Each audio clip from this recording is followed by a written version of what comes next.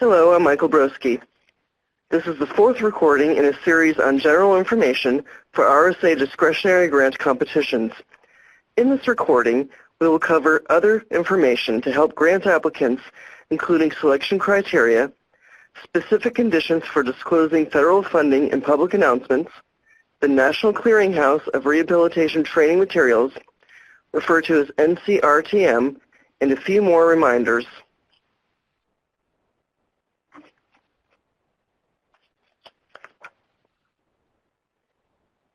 Selection criteria is specific to each program, located in Section 5, that's Roman numeral 5, of the NIA and in the application package.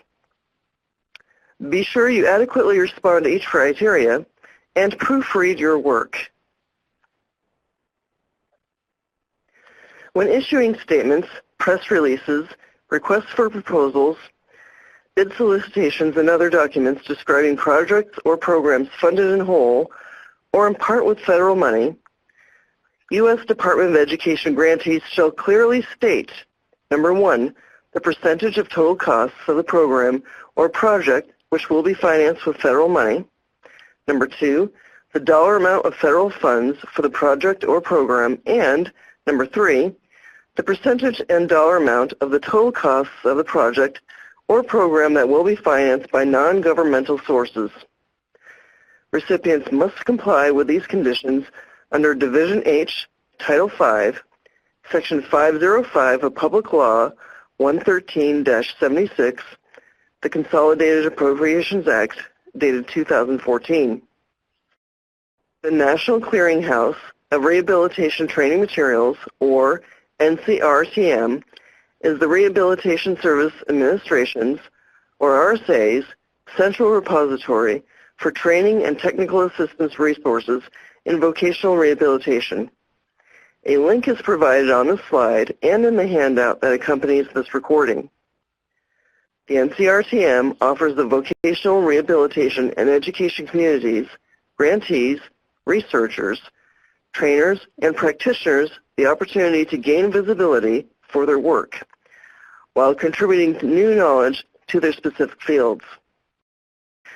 If awarded, RSA typically requires grantees to submit any training and technical assistance materials developed with grant funds to the National Clearinghouse of Rehabilitation Training Materials throughout the performance period of the grant, but not later than 90 days prior to the end of the grant period of performance. This requirement may not apply to all awards.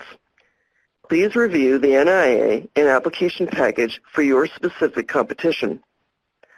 More details regarding instructions for the submission of training materials as a central repository will be made available upon the award.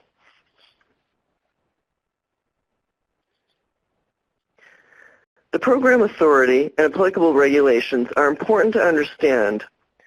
Allowable and unallowable activities and costs under the program for which you are applying. Section Roman numeral 6 of the NIA covers the award administration information. This section will detail specific recording requirements. If funded, a grantee is required to submit an annual report. The NIA will specify other required reports, such as quarterly reports. All grantees must submit a final report 90 days after the last day of the period of performance. The application due date is established in the NIA and is due at 11:59 p.m. Eastern Time on that day. This allows all applicants, no matter where they are located, to have a full business day to submit their application.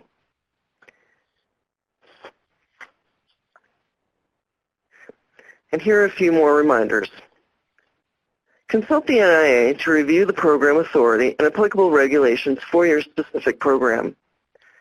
Consult the NIA, Section Roman numeral 6, Award Administration Information to review program reporting requirements. Again, the application due date is contained in the NIA and must be submitted by 11:59 p.m. Eastern Time on that date. Assistance from the principal office staff will be available until 5 p.m. Eastern Time on the application deadline date. The program-specific webinar for your competition will identify a point of contact to reach on the day of the application deadline. Please remember to access the webinar about your specific competition. It will contain more program-related detail and clarification. Good luck to you all.